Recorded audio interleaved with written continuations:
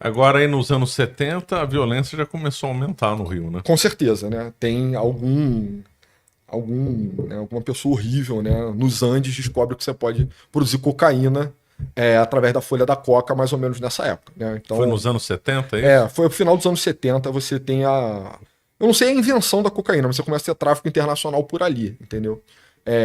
E aí isso muda completamente a dinâmica do tráfico de drogas. Completamente, né? Cocaína é um. E aí, de E novo, por que que ela foi com tão força no Rio de Janeiro? a essa altura do campeonato, São Paulo e Rio de Janeiro são do mesmo tamanho, basicamente. São Paulo é um pouco maior do que o Rio. E eu acho que tem o favorecimento mesmo da questão das favelas, né? Uma cidade em decadência, isso tende a fortalecer também a questão de droga. A gente vê muito isso nos Estados Unidos, né? Eu não gosto de fazer essa comparação, é feio, né? Falar, mas o Rio de Janeiro, de certa forma, é uma Detroit com praia. Se você parar pra pensar, né? É uma cidade desindustrializada, radicalmente desindustrializada, muito povoada ainda, mas que não tem meio que incentivos econômicos para as pessoas trabalharem. Então o Rio de Janeiro tem um problema muito sério de subemprego, né? Emprego irregular, né? Tem muito benefício também distribuído a esmo. Então eu acho que, de novo, pelo mesmo motivo que as favelas prosperaram mais no Rio do que em São Paulo, também o tráfico de drogas acabou prosperando. Pelo menos primeiro. Hoje em dia eu já nem sei mais, né? Se Hoje Rio eu não sei. Hoje em dia eu não saberia dizer. Mas historicamente lá foi muito mais começa, né? forte. É. O crime, o Comando Vermelho nasce também no Rio, né? Que antigamente era Falange Vermelha, né? Falange Vermelho. É uma história até engraçada a fundação, né? Você tem comunistas e traficantes presos no mesmo presídio, Mesmo presídio. na Ilha Grande, que é um tremendo desperdício, né? De uso do lugar maravilhoso, todo mundo deveria conhecer. Mas foi desativado já. Já foi. Hoje em dia você pode visitar, assim, é maravilhoso. Tendo em vista a importância da história da França, é que nós lançamos a coleção no Caravelas Kids, que tem justamente a história do rei Clovis, do rei São Luís, Santa Joana d'Arc, a Guerra da Vandéia e Napoleão. Clique logo no link na descrição. Mas era um presídio onde esses caras tiveram a primeira interação, e aí começa como meio que um fundo de previdência do crime, né? Meio que todo mundo faz seus crimes e a gente junta aqui uma poupança comum para financiar a fuga, até para amparar os caras que tiverem doentes, mal, famílias que eventualmente perderam, né? O arrigo. E aí vai crescendo, né? Vai organizando, a cocaína chega ao Rio de Janeiro. Chega na América do Sul inteira, né? Mas chega no Rio de Janeiro e muda completamente a dinâmica. É, tratar como bem de consumo só para poder falar um pouco da economia das drogas, tá? Mas maconha é um bem de valor, um bem com valor agregado muito menor do que cocaína. Então é um produto melhor.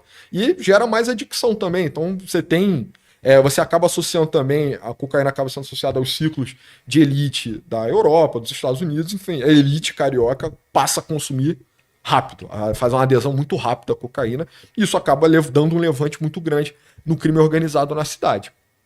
Hoje em dia, o modelo de negócio já é completamente diferente. Drogas são menos de 20% do faturamento do Comando Vermelho na cidade. Isso a gente já sabe, né? Agora tem internet, gás. Exatamente. Né? E tributo, né? Extorsão pura e simples.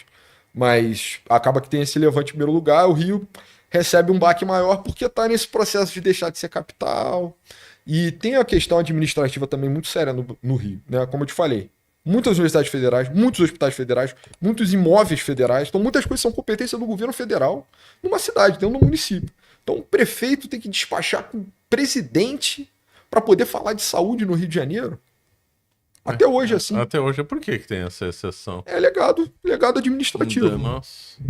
Então, como eu estava te falando, tem mais funcionários públicos federais no Rio de Janeiro do que em Brasília até hoje.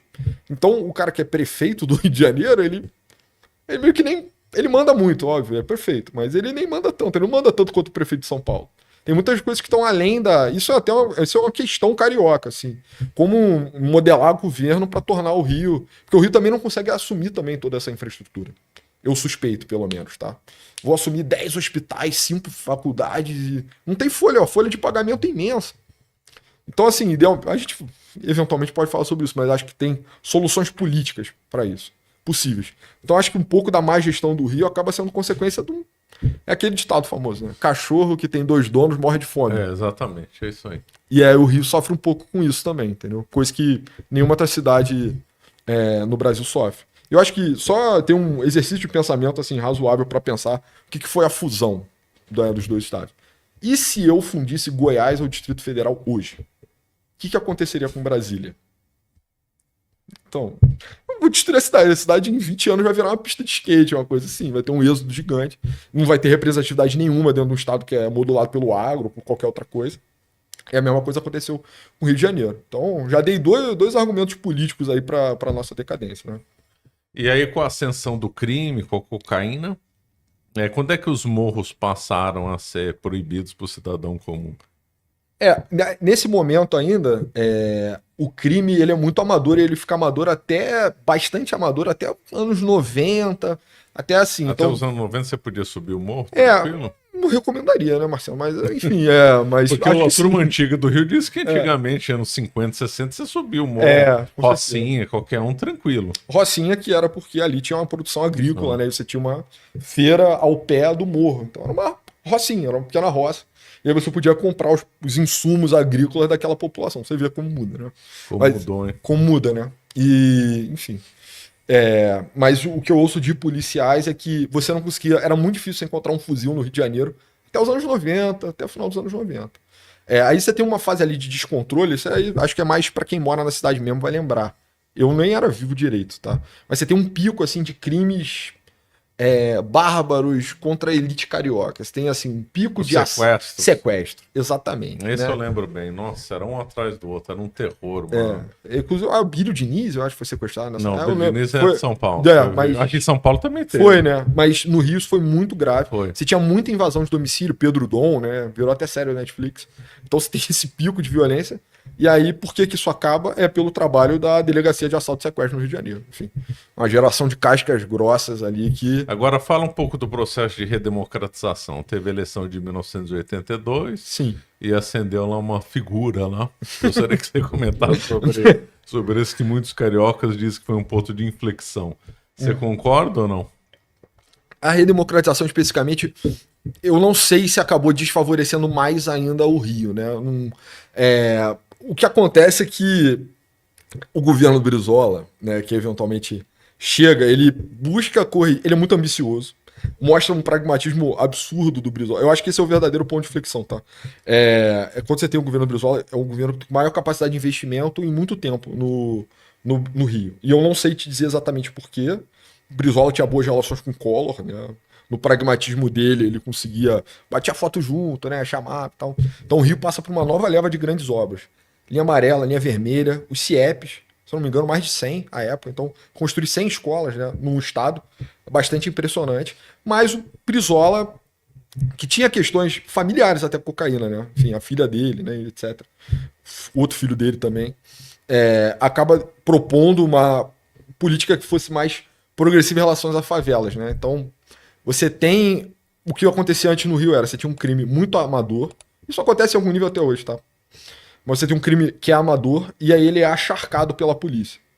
A gente pode falar de milícia também, né? Mas o que acontecia é isso. Você tinha um cara vendendo um volume pequeno de droga escondido no morro, e aí chegava a polícia, subia, fazia o que queria. Eu não sei o quão verdadeiro são esse tipo de relatos, mas os relatos de abuso policial são muito grandes nessa época, né? E aí o Brizola fala, cara, agora só mediante ordem do governador. Então só vai ter operação, eu sou responsável pela PEMERG, Polícia Militar do Rio de Janeiro, e eu autorizo as operações, aí elas passam a acontecer. O problema é que elas pararam de ser autorizadas com o tempo, né? Então isso e cada vez mais, assim, o Rio continua em processo de decadência. Quando é que surgiu o BOP? Eu não sei te dizer. Mas é também uma outra virada de chave. O que eu acho que acaba desfavorecendo o Rio é que no processo de abertura econômica do Brasil, muita da indústria carioca estava ancorada no protecionismo da ditadura militar mesmo, também. Então você tinha um subúrbio que era industrial ainda no Rio de Janeiro. As pessoas fazem muito pouco caso, eu fico pensando, isso é tão recente, né? Anos 90, anos 80, o Rio ainda era um polo industrial muito importante para o Brasil.